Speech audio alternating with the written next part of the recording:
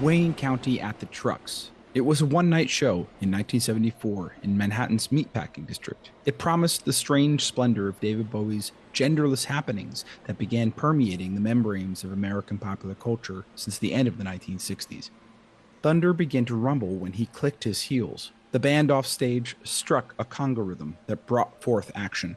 A guitar twanged between bars like a serpent charmer, coaxing the wildest from its captivity. Wayne County came out like a cannonball in drag. He wore fishnet stockings and Persian-style boots, each with a realistic phallus curled up on the toe. The dress, embroidered with inflated condoms, bounced as he sauntered to center stage. Mystified and exhilarated, the audience erupted as the band kicked into the hard-driving riff of their first song, Wonder Woman, a ditty about the artificial or man-made construction of gender categories. County's persona, replete with prosthetic genitalia, drove that message home. If audiences thought Bowie was out there, they would have been baffled by Wayne County at the Trucks. The show was a mind-expanding experience that pushed the conceptual limits of gender and sexuality. It combined rock and roll and radical queer theater in ways that few in attendance had experienced before. Musical productions with drag elements had been around since the time of Shakespeare, likely before. But Wayne County at the Trucks elevated the craft by fusing an audacious rendition of gender play with the hard-driving rhythms of a particular style of rock that was developing among local bands in New York during the 1970s, punk rock. I am Ryan Purcell, and this is Soundscapes. Okay.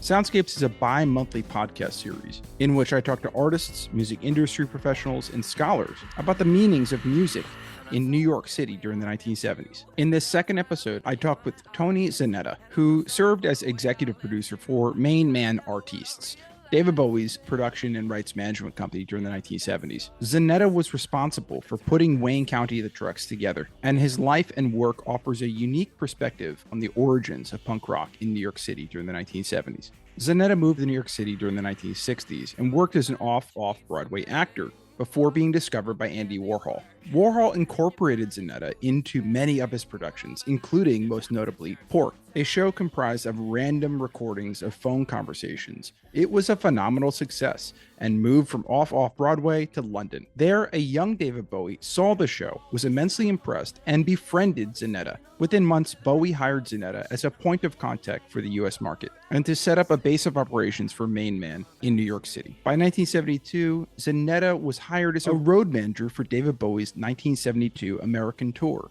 a tour that promoted albums like Hunky Dory and the rise and fall of Ziggy Stardust and the Spiders from Mars. It was an epic period of transformation for Bowie, a time in which he developed a character and sound that long outlived the artist himself, and Zanetta was along for every mile of that wild ride. I am so excited to talk with Zanetta about his work with David Bowie, but also his work with Wayne County, and about the origins of punk rock in New York City during the 1970s. You'll come around and you'll see, yeah, you're coming back to me, back to me. Tony Zanetta, I'm so happy that you're here and sharing time with me. How are you doing? I'm doing pretty well. Thank you, Ryan. Nice to be here with you. Yeah, totally. So this recording, I'm using it in a series about 1970s in New York related to the so-called punk rock scene. And we're going to start talking about things a little bit predating that time. We're going to get to David Bowie. We're going to get to Wayne County at the Trucks. I'd like to start with you, however, to talk about you and where you're coming from. And in preparation for this episode, I drew heavily on Kemba MacLeod's Downtown Pop Underground by Abrams Press 2018, wherein MacLeod really focuses on you as a character during the early 1970s, a connector of sorts, bringing together creative influences. Oh, yeah. Yeah, Kemba's book is really good. One of the only books of its kind that really gets into that whole scene and a lot of the background. So you're from Jamestown, New York? Yeah, I grew up in Jamestown, New York, which was a small city in western New York. And then I went to college in Buffalo, New York, studying art at Buffalo State. I didn't do too much studying. I got distracted, shall we say. I mean, I was kind of like, wide-eyed, and I wanted, it wasn't so much the gay world that attracted me at first. It was sort of like the bohemian world. We didn't use the word beatnik anymore in 1964, but I wanted to be a beatnik, you know, and the hippies hadn't quite been invented. Plus, they were a little bit different than the beatniks. To me, the beatniks were where it was at. And there was a place in Buffalo called Lachlan's that I would go to, which was a great mix of people. It was gay, it was straight, it was Hell's Angels, it was mostly, I mean, really, it was a college bar, but it didn't seem like a college bar. It seemed a lot more wilder and more exotic than that. And that was very attractive to me. So that was kind of my life in Buffalo until I started rooming with this guy named Tom Carberry. Tom, first of all, Tom was gay. He was very good looking. He was a very good artist, and he was from Massapequa, Long Island. Massapequa, Long Island was the home of Tony Ingrassia, who would later become a really key figure in my life, and Candy Darling. They all kind of grew up together. So I'm as a sophomore in college, I'm becoming pretty aware of certain things in New York because of Tom would talk about Candy a lot and that whole genre. And that was really a little bit before Candy was involved in the Warhol scene. But that's how I met Candy anyway, through Tom Carberry, and that's how I met Tony Ingrassia. According to McLeod's book, you come to New York City in 1966 Right. and you move, I suppose, with Tom to the East Village, 12th Street and Avenue C. No, I was supposed to move with Tom, but Tom didn't want to live on 12th Street and Avenue C. We were supposed to get an apartment together. I don't know. It was just taking forever. I finally found this apartment on 12th Street and Avenue C, but Tom wasn't having any part of 12th Street and Avenue C. So I moved there by myself. And in 1966, I was 20 years old. You could, as a 20-year-old, I had a job where I made like 60 something dollars a week, and my rent was 60 something dollars a week. So you see, that was a very different world than the New York City of today. As a 20-year-old kid, I could afford to live by myself and support myself. So your rent, McLeod says, $62 a month. You're making $60 a week. So you have 3 weeks then, where you're working, and you've covered your living costs. Yeah, absolutely. You couldn't do that now. So you wanted to be an actor, it seemed, and you discovered the Off-Broadway theater, some called the Ridiculous Theater. Can you talk a little bit about that, and how you got involved with that? Yeah, I mean, that took a little bit of a while. I didn't really become involved until 1970, and I didn't really start acting until like around 1969. I saw a couple of things. I saw Jackie Curtis's play Heaven Grand in Amber Orbit, which was the closest thing that The Ridiculous ever had to kind of a hit. The Ridiculous, from your point of view especially, is important because it was started in the mid 60s by John Vaccaro and Ronnie Tavell. Ronnie he wrote the scenarios for the Warhol films. John was a crazy man. And John directed all the plays. John was a little bit older. He was gay. He was from Ohio. But these were people, and there were a few of them. I put Andy in that category, Warhol, Jack Smith, who was another performance artist, John. I'm sure there were many others, but they grew up in the 50s. They were a little different than we who grew up in the 60s. And as gay boys growing up in the 50s, they experienced a lot more whatever. They were defiant. They were angry. What I'm trying to say is that the basis of the ridiculous was this defiance and kind of anger, which I think was also the basic a few years later of punk. And then it was also a lot of ideas like you didn't really have to know how to act or sing or dance. You just did it. And it wasn't about realistic theater. It was very large. It was very overblown. And John fancied himself an abstract expressionist. And he kind of was an abstract expressionist in the way that he moved people around the stage. It was very high energy, very frenetic, and it had a big effect on a lot of what came later, even though it wasn't necessarily obvious. Okay, so you're dipping your toe into the Off-Broadway theater, and then eventually start acting. How did you get in touch with Andy Warhol? That was through Ingrassia. See, I started working with Ingrassia in 1970 and Wayne County. I did a play called World Birth of a Nation. that Wayne County, and I'll refer to Wayne in those days as Wayne, not Jayne. Wayne County and Jayne County to me are very different people. So Wayne wrote a play called World Birth of a Nation. Wayne had done one other play with Ingracia called Femme Fatale, which was by Jackie Curtis, who was another famous kind of Warhol character, drag queen, writer, superstar. And in Femme Fatale, Wayne made his theatrical debut in Femme Fatale, as did Patti Smith. Penny Arcade was in Femme Fatale. So this was a few months later. We did World Birth of a Nation. So Warhol was very aware of Ingracia through these plays that he was directing of Jackie Curtis's and then of Wayne County. And he came to see World Birth of a Nation. In the meantime, he had been working on this idea, which I think was really Bridget Polk's idea, because Bridget Polk did an evening at the Bowery Lane Theater, trying to remember what it was called, maybe Bridget Speaks, something like that, where she stood on stage for like 2 hours playing phone calls and calling people on the phone. And that was the performance. And in the late 60s, in that scene, everybody was getting these little portable tape recorders that attached to the phone, and they were taping each other's phone calls. So the basis of Pork was it was all phone calls. It was all taped phone calls. It was mainly Andy and Bridget, but not only Andy and Bridget. It was Andy and whoever he talked to on the phone. So he wanted to do this play, and he liked Ingracia's work. So he asked Ingracia if he would work on it. But what that meant also was editing, because there were hundreds of hours of tapes. So they had to go through the tapes, and Gracia went through the tapes, and he edited it down into like a 2 hour, I wouldn't call it a play, a performance piece. That was Pork. The other thing about Pork that is interesting that isn't mentioned that often is that Andy was having a major retrospective at the Whitney Museum in 1971. They were also working on a film called not Trash, I'm sorry, Women in Revolt, with Candy Darling, Jackie Curtis, and Holly Woodlawn. So the idea was they would have all these things simultaneously going on. Women in Revolt would be released, Pork would be playing, and the Whitney retrospective would be happening. So Andy's in like all media at the same time. Women in Revolt was delayed a little bit, but Pork was on at the same time as the Whitney Museum.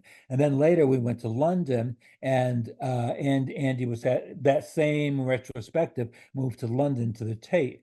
So when that was being presented at the Tate, we were doing Pork in London. Wow. So you travel with Andy Warhol to London. And by the way, what role you're playing? I'm looking at one of the photos you have on your social media. You look as if you're playing Andy Warhol. Is that correct? You're playing Andy Warhol? I was playing Andy Warhol. Okay, totally. It's hard for me to say, like, is that Andy Warhol or is that Tony Zanetta? Because you do such a great job. It's really fantastic. Well, again, the play was Andy talking to different people. And so Andy was always on stage and always with the phone in his ear. He didn't do much talking. It was interesting. It was the key role, except all I said was, "Oh, really?" And then what happened? Because Andy was kind of a provocateur, He would get other people to entertain him and do all the talking. But yes, I played Andy Warhol in the play. That's fantastic. So we're in London now, 1971. Is that correct? 1971. Okay. And from my understanding from MacLeod's book, this is around the time that you come into contact with the young David Bowie, who's working in a mime theater company in the manner of Lindsay Kemp. One thing that has come up in my conversations that I've been recording, the movie Jubilee, and one of the main characters, Borgia Gins, played by Jack Burkett, who I realized later was a part of this whole scene, the Lindsay Kemp mime scene too. So the influences kind of converge by the end of the 1970s, it seems, at least. So you're meeting David Bowie, right? So what happens? What was that like? How did you get? Well, let me just tell you a little bit about Lindsay Kemp's theater. David wasn't really working with Lindsay at that moment, but he had been working with Lindsay. Lindsay and John Vaccaro, even though they were very different, were very much the same. They both were very influenced by Japanese theater. They were both influenced by kabuki. They were both had the same ideas of creating a new form by kind of borrowing from the circus, borrowing from drag, borrowing from kabuki, whatever, mixing it all together to create this very new thing.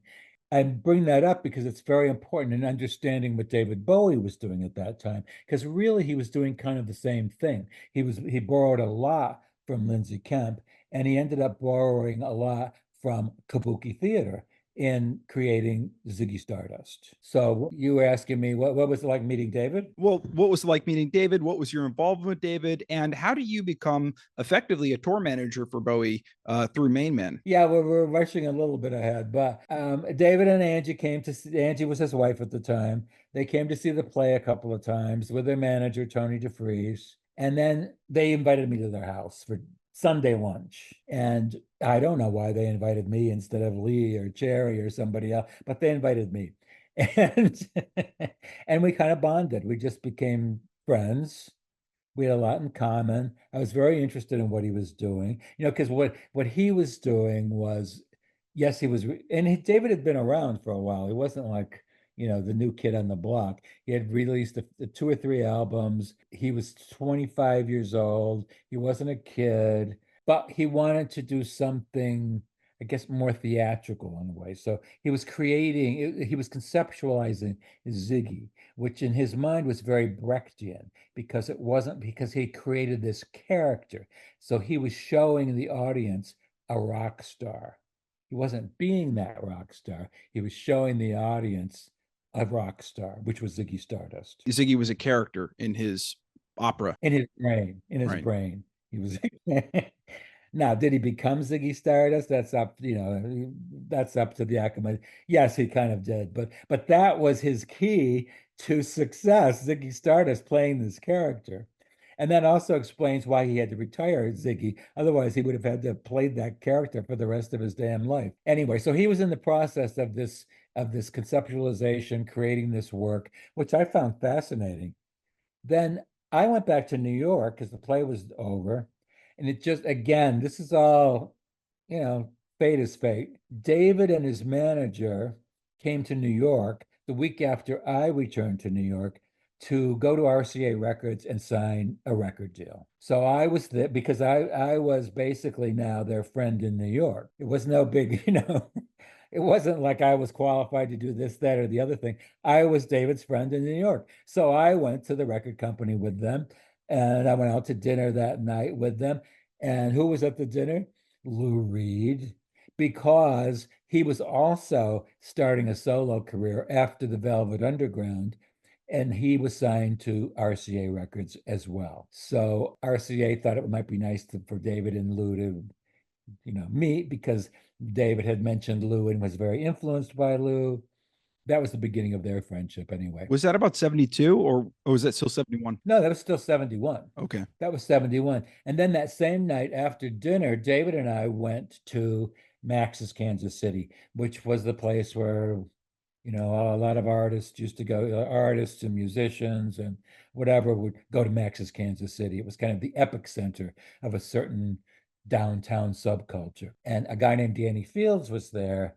Danny Fields was famous for being a record company freak. That was what they were called in those days. And he was Iggy Pop. He had been Iggy Pop's manager. And it just so happened that Iggy was staying in Danny's apartment that night. So Danny knew that David had mentioned Iggy on the radio when he had done a promotional tour the year before of the United States as one of the people that he admired. And so he called Iggy and said, come on over, then meet this guy, David Bowie, which Iggy did. And the rest is history. Fate is fate, as you said, I suppose, Right. That is a remarkable story. So it's through happenstance almost that and unique timing that you. Oh, it's totally happenstance. Now, then you say, how did I become the road manager? Well, again, through happenstance, because I stayed in touch with David and his manager, Tony DeFries, for the next year, because they went back to England to prepare this product for RCA. That was Hunky Dory and then Ziggy Stardust. And David started doing gigs in England a few months later, anyway, started doing the Ziggy Stardust, promoting the Ziggy Stardust stuff in England by January of, I think, 72. And it was kind of exciting watching it from the United States because DeFries would come to New York and we would get together and he would bring photographs that Mick Rock had taken. And it was like, wow, seeing the evolution of what was going on was very exciting. And also seeing the evolution of the performances. They were starting in very small venues and it was getting bigger. There was like a real enthusiasm building in England. Then that summer, They did some major shows at the Rainbow in London. And at this point, David was going all out. It was like a big theatrical gesture. He brought Lindsay Kemp. Here's Lindsay Kemp back, and the mime troupe as part of the show. They had the scaffold. I mean, it was like a three-wing circus.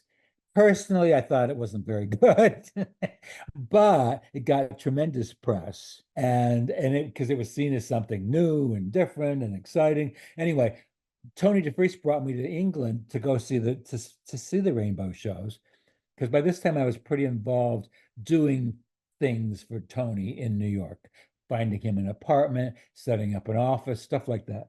So I went to England, and then after the Rainbow, they went on like a week or 2 week tour of Northern England, not with Lindsay, just with the band. And when it was just the band and not Lindsay, oh my God, it was fantastic, absolutely fantastic. But we would travel, and I can't remember how we were traveling. Was it some sort of bus, cars? We would get to the town and we'd go to the hotel. There was no road manager. We would just sit. And really, I was kind of tired. I would like to get to my room. Nobody was giving me a key. Nobody was taking charge. Nobody was doing anything. They're all just like sitting.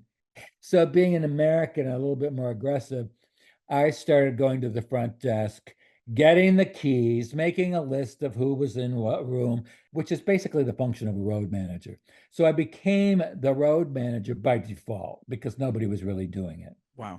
And I didn't realize that I was a good organizer, but I am a good organizer. I didn't know that. But what I started doing was organizing. Then in the meantime, DeFries is trying to book dates in America. This is for the first American tour. They're preparing to come to the United States. So I came back to New York. We were setting up our New York office on East 58th Street, and we are booking the dates for the first US tour. Wow. That's incredible.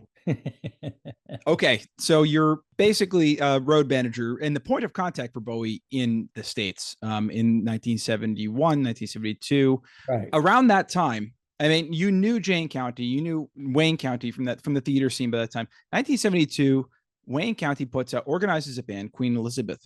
Around that same time, as things are growing up for Bowie, can you talk a little bit about that band, Queen Elizabeth, and what the shows are like, and perhaps the connection to David Bowie?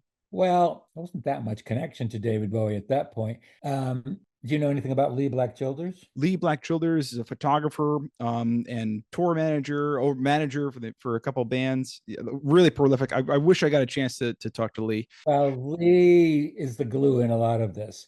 Lee, I met when I did World Birth of a Nation. Lee was the stage manager, and Lee was Wayne County's roommate. So when I came back to New York after that little tour, I was friendly with Lee and with Cherry Vanilla. Now, Lee and Cherry Vanilla were much more into the music scene than I was. So I felt a little bit out of my depth, and I needed help we needed a lot of help anyway. So we hired Lee and Cherry. Lee became like Lee and Mick Rock were the official photographers, but Lee also was the advance man. So we sent Lee out on the road ahead of us to scope out the city and then keep us informed. Cherry's a very interesting woman, very multidimensional. She's not necessarily what she seems at first sight. Cherry was the only one of us that had any real experience in an office environment because Cherry had worked in the advertising business and she had been a producer. She produced radio and TV commercials. I hired Cherry just to answer the phones in our office because we needed someone to answer the phones. But Cherry put the office together. She was very organized. She organized the entire office. So anyway, Wayne was still a little bit off to the side. He was Lee's roommate. That was basically my involvement with Wayne at that point. But at the same time, in New York, it was the beginnings of the Mercer Arts Center, which became the first really like downtown rock and roll venue of the 70s. And it was the New York Dolls, and it was Eric Emerson, who was a Warhol superstar. It was Ruby Lynn Rayner, who was a star of the Playhouse of the Ridiculous. And it was Wayne County and Queen Elizabeth. And Wayne, I don't know if you've ever seen any performance of Wayne County. Wayne was an excellent performer. He's like a really incredible performer, as is Jayne.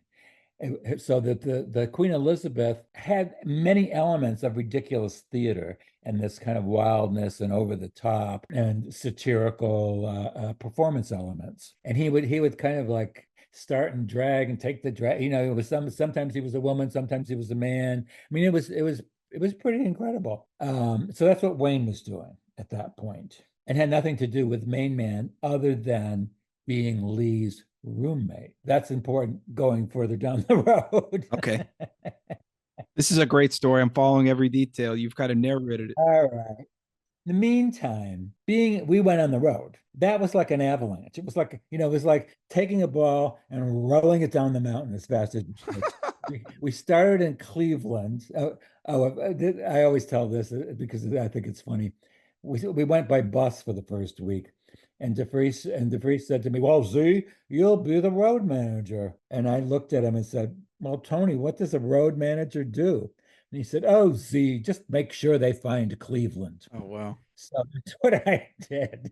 I made sure they found Cleveland. And we started in Cleveland because Cleveland was the home of the David Bowie fan club in the United States. So we knew we would probably get an audience in Cleveland. We played, I think it was called the something music hall in Cleveland. It was a big place, but the one side was 3,000 seats and the other side was 10,000 seats. We played the 3,000 seat side and we did very well. And then we went to Memphis and we went to Boston. I don't know, we were going, and it was like building like really, really fast. There was a journalist on the road with us from Rolling Stone. So we started in September. By like November, David was on the cover of Rolling Stone, and he was like the latest thing since sliced bread. And we went back to Cleveland in November and played the 10,000 Wow. seat. And I think we did 2 nights, if I'm not mistaken. But I mean, that's how fast it was going.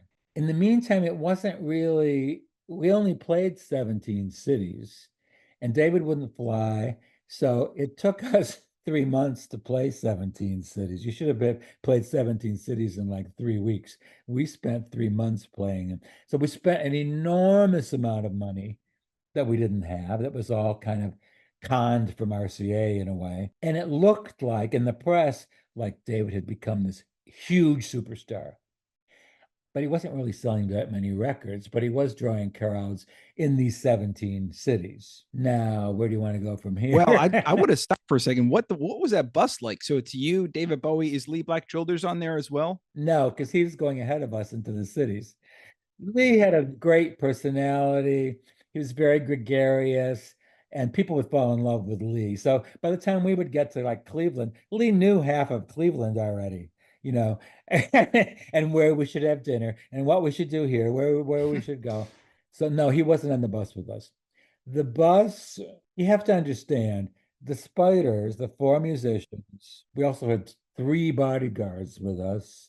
Who else? Susie Ronson, who was the hairdresser, wardrobe mistress, who later married Mick. Wow. You should read her book, by the way. It's fantastic, called Me and Mr. Jones. And a lot of it is about this tour. So Susie, Angie would come and go. But you have to understand that these boys and the bodyguards, Yeah. other than David, they were all from Northern England. They were very, very provincial. Okay. That kind of. So it wasn't exactly a wild and crazy bunch. It was kind of horrifying. The bodyguards would start drinking and carrying on at 8 o'clock in the morning. I mean, it really wasn't fun to be on that bus.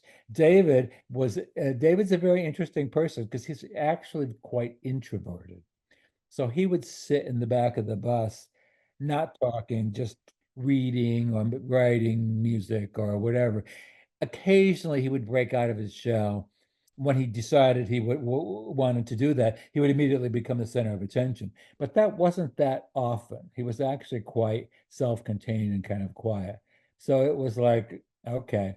We only were on the bus for like a week and a half, and then we started flying. David didn't want to fly? No, he refused to fly. Okay. Well, he flew across the Atlantic Ocean, right? No. Boat? He took the QE2, came by boat. Wow. Okay. He didn't fly until the mid 70s. Suddenly he was no longer afraid of flying. But in 71, 72, 73, he was afraid of flying, would not get on a plane. He went everywhere by car, boat, whatever. Right. Okay. Well, that makes sense. Yeah. Okay. Well, that sounds like a very interesting story, and I'm going to definitely read that book that you mentioned, the memoir. I also want to mention for the listeners, Cherry Vanilla's memoir, Please Lick Me, a very thorough detail of her life and that time in New York City. Very well written. Yeah. And you said Candy Darling by mistake. You know, there's a new bio about Candy Darling by Cynthia Carr, which is sensational. Because if you're interested in this period, which is late 60s, early 70s, it really, really delves into it. Her research is impeccable. You would like it for sure. In a previous episode, the first episode of the series, we talked with Lucy Sant, who mentions that biography, but also mentions this portrait of Candy Darling. But it's not really a portrait; it's a collage portrait of Candy nude. But it's not really. It's the lower half of Candy is not Candy. It's a different person. That was done for a magazine called, I think it was called Picture Magazine or something like that. The center. Let's pause to explore soundscape during this period of Zanetta's life. Let's go back to when Zanetta was touring with Andy Warhol in the production of Pork, when he first met David Bowie in the UK. Here's David Bowie, Oh You Pretty Things, off of the Hunky Dory album, released by RCA Records in 1971. Oh, you pretty things. Don't you know you're driving your Robinson drivers insane? Oh, you pretty things. Don't you know you're driving your Robinson drivers insane? Let me make it plain. Gotta make way for the whole superior. From there, Zanetta became Bowie's point of contact in the States, and ultimately the tour manager for the Ziggy Stardust tour. Here's Bowie again. Hang On to Yourself, from the rise and fall of Ziggy Stardust and the Spiders of Mars, RCA, 1972. She was my honey, not my money. She's a monkey bar collector. Leaning on an electric dream.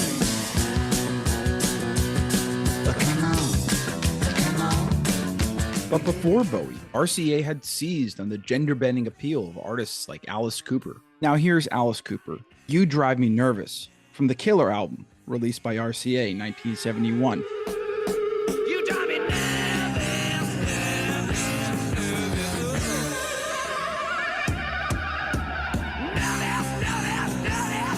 Along with his involvement with Bowie, Zanetta was responsible for developing acts under the Main Man umbrella. This included a proto-punk band called Queen Elizabeth, fronted by Jayne, formerly Wayne County. Here's a live recording from 1974, Wayne County, at the Trucks. It's a cover from a garage rock hit in 1965, The Barbarians, Are You a Boy or Are You a Girl? You look like a girl. You may be a boy, but you look like a girl. Here's County again from that same session, Stuck on You, a song that was later released with the Electric Chairs on Illegal Records in 1977. Whoever tried to leave me, I found out more than I could chew. Making me blue. I'm stuck. Stuck on you. Stuck like glue. I'm stuck on you. Just like Elmer Blue. Stuck on you, baby.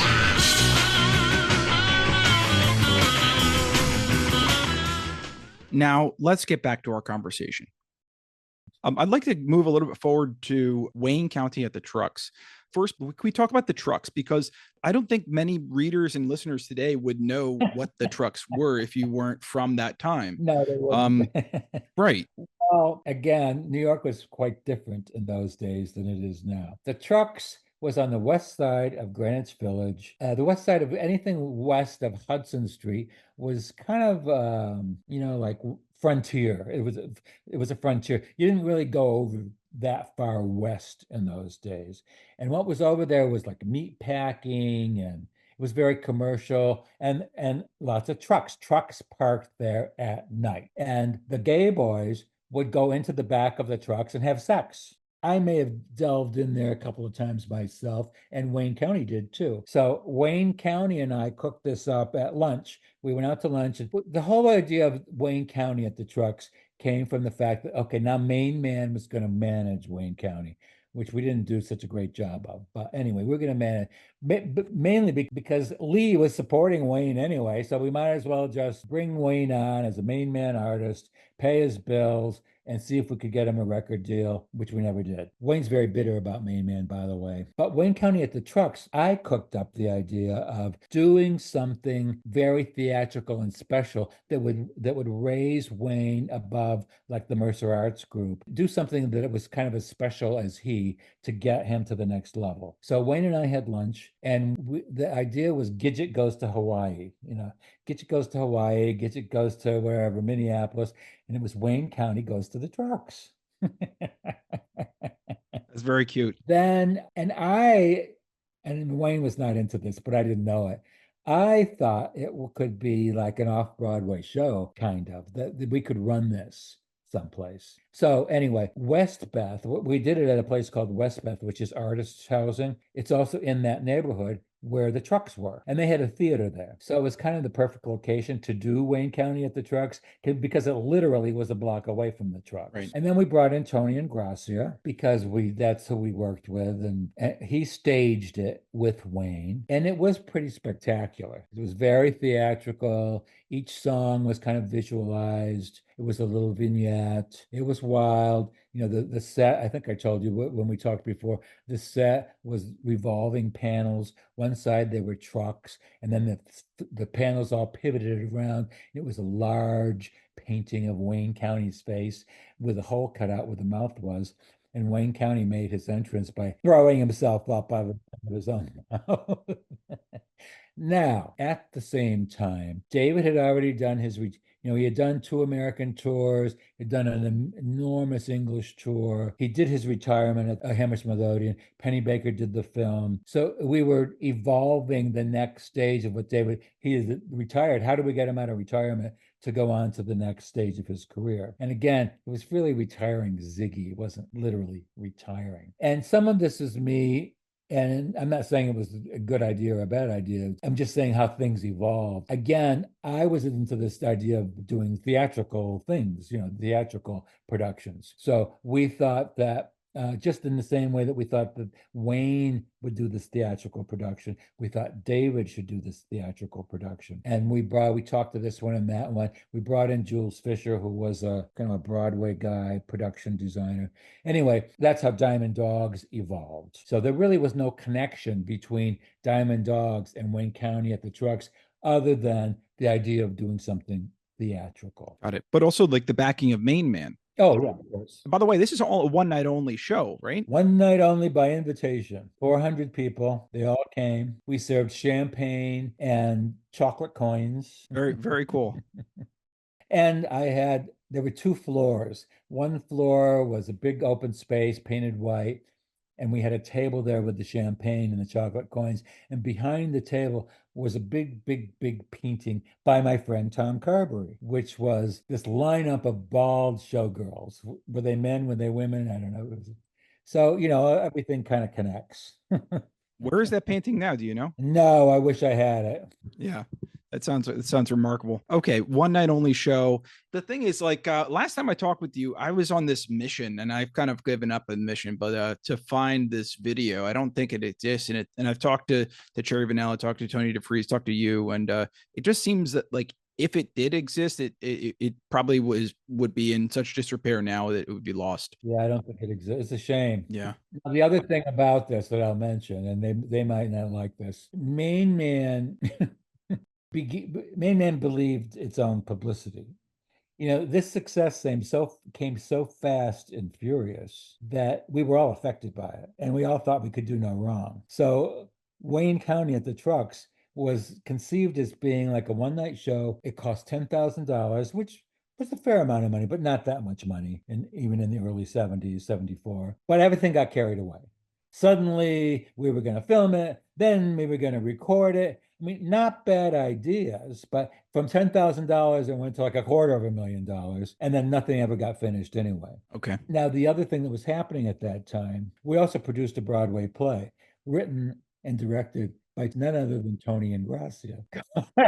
So Ingrassia is behind the scenes at all this. Is that right? Was Ingrassia part of County of the Trucks? He directed it. There you go. Yeah, I'm looking at the invitation, and production conceived and directed by Anthony J. Ingrassia, while also he's doing a Broadway show as well. Oh, the Broadway show came next. Next, okay. The more we talk about this subject, the more I'm intrigued by Tony Ingrassia. Yeah, he should be. And the same thing happened with Fame as happened with Wayne County at the Trucks. Again, it was my idea. I thought, because we took Ingrassia on as an artiste, as a writer and director. So he had written this play called Fame. I thought, well, we should do a showcase of Fame. And they're basically determined by the number of seats in a house. New York City, there were like 3 tiers. There's Off-Off-Broadway, there's Off-Broadway, and there's Broadway. But the Truck and Warehouse Theater, you could do a showcase, which would technically be Off-Off-Broadway, but it was big enough that you could also do an Off-Broadway show there. It's just like a technicality and blah, blah, blah, blah, blah, blah, blah. We did it at the Truck and Warehouse Theater. And the idea was, well, if it goes well, we could just leave it there, because we did it. It was an expensive showcase, but a cheap off-Broadway show. The minimum for an off-Broadway show then would have been $75,000. And a normal showcase would have been like between 5 and 10, not 25. Right. So we did it. To tell you the truth, it wasn't very successful. But somehow, in the main man way, it got produced on Broadway. A lot of that was Ingrassia pushing, pushing. It shouldn't have been. And I'm only talking about this stuff because Wayne County at the Trucks and Fame were the Achilles heel. They destroyed Main Man. So we're doing Wayne County at the Trucks, Fame, and Diamond Dogs, David's show Diamond Dogs. But of all the artists we had, and we had several, we had Dana Gillespie, we were working with Amanda Lear, Wayne, this one, that one, Mick Ronson. Only one artist was making money, David Bowie. Wow. Well, they were always stretched thin. It's just that David Bowie, he was a bona fide superstar. His friends were Mick Jagger and John Lennon and people who had been around the block, who are pointing out to him that, well, wait a minute, you're bringing in all this money, but they're spending it all and you're not getting any of it. So that was the beginning of the end of Main Man and the beginning of the split between David Bowie and Tony DeFries. Okay. So the financiers are stretched thin, you're saying? Yeah. And this is around 74, 75? Exactly. Okay. So what happens to Wayne County after 1974, the Trucks? Well, he kind of got lost in the shuffle because you see, DeFries, the manager, who was like the genius behind everything, or so we thought. Right. Wasn't really that keen on Wayne. I shouldn't say that. Everybody's going to get it. It was Lee and me that wanted to manage Wayne. But without Tony DeFries, we didn't know what we were doing. DeFries was very preoccupied with this crumbling relationship with David. He and David had been totally in sync for the previous like 4 or 5 years. Every move was made by the two of them. Now suddenly there was this rift. Wow. Mainly because of money, also because David had started doing cocaine. There were no drugs in Main Man before this time. Not even pot. We drank red wine. That was about as wild as we got. So suddenly everything's beginning to kind of fall apart. And Wayne got lost in the shuffle because nobody was paying him any mind. Right. We were depending on DeFries to make a deal with a major label. And I don't know that the major labels would have done it anyway. They might have. There were a couple small labels interested, but because of our grandiosity, we weren't interested. So everything went on until, I guess, January of 75. Bowie officially left the company. Everything stopped. DeFries dropped all the other artists, and that was the end of Wayne County's career at Main Man. And basically, it was the end of my career at Main Man, too. What did you end up doing? What kind of things did you get involved with? I sulked for the next 7 years.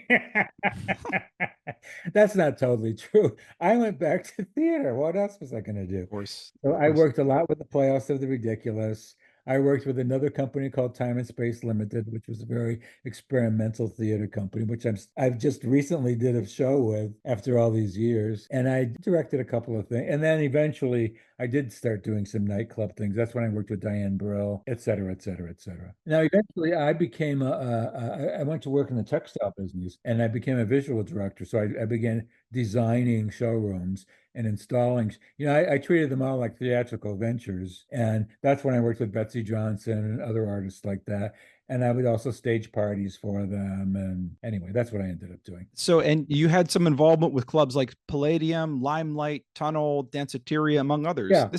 These are serious big clubs. This is pretty cool. I did a couple things at the Limelight. I did a fabulous thing at the Palladium for Marcus Leatherdale. Again, I was into visuals, but I was also into the theatrics. So I always hired people to be models and would put them in environments and anyway, like that. So I did quite a few things. I did a fabulous show at the Tunnel called The Seven Deadly Sins. That was fun. And we had models as each sin, And I did a few things with Diane Brill. She was great to work with. I worked with Yellow Music for a while. They were a Swiss synthesizer group. And actually, Dieter Meyer of Yellow is the one that kind of got me into doing those parties, those events. Well, that's so cool. And I saw also you're still doing theater today. And I would really encourage people to go out and check out Tony Zanetta's work. Really influential stuff and really, really cool stuff, really imaginative stuff. I like that little promo. Thank you. Well, by the way, if there's anything else you wanted to shout out, let people know about. What were your other questions? I don't know. Did we cover everything? I think we did. We covered most of it. In fact, you took the ball and ran, which I'm so grateful for. I don't have any more questions for you. I mean, I feel like I could talk with you all day, but I know I want to respect your time as well. This is your podcast, or you're working on a book as well, or? Yeah, I got a book coming out, hopefully in 2025. And this is a podcast. It's like 10 episodes about punk in 1970s New York. And then the next season is going to be about hip hop in 1970s New York. It's going to come out like the end of September. I'm coordinating with John Holstrom. He's relaunching Punk Magazine, and we're trying to do something together. Well, again, I'll just put in another plug for Lee Black Childers, as Lee's kind of the link in much of this and the link in punk. Yeah, totally. Lee was involved with all the punk bands. He photographed all the punk bands. Max's was filled with portraits of all the, like Richard Hell, Johnny Thunders, Debbie, et cetera, Patty, that Lee took. And Lee's the link between the ridiculous theater and punk. Yeah. Because again, it was the same kind of sensibility. It was that defiance and anger and the idea that you didn't have to be a trained anything to do it. You just had to pick up a guitar and get on the stage, or you had to pick up a camera and start taking pictures. You didn't have to go to college for 4 years in order to do any of this stuff. You just did it. And that, as far as I'm concerned, that was the impetus behind punk. That seems to be a major part of it, the so-called DIY, do it yourself ethic. Right. Tony, I just want to say thank you so much for taking the time with me. And I'll of course let you know when this comes out. It's been a pleasure. I like talking to you. You're a really, really fascinating person, and you have a lot to say. I really appreciate it. Thank you. Okay.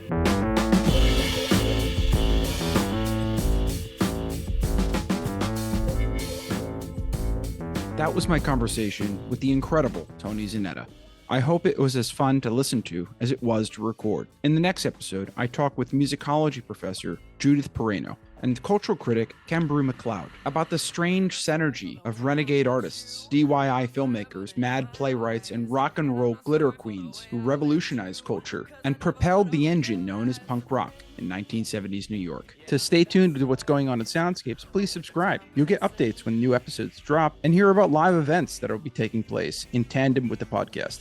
I want to give a quick thank you to Will Riley for providing the theme song for today's episode. Thanks to the Gotham Center for New York City History at the CUNY Graduate Center in Midtown Manhattan. Thank you to Sarah Lawrence College, where I teach courses on film, culture, and New York City history. Thank you also to my production assistant, Ava Castro de Verona, for providing technical support for this episode. And finally, thank you for tuning in. We're beginning to uncover the queer and ridiculous roots of punk rock in 1970s New York. But hang on. It's about to get stranger. I'm Ryan Purcell. Until next time. You'll see, yeah, you're coming back to me.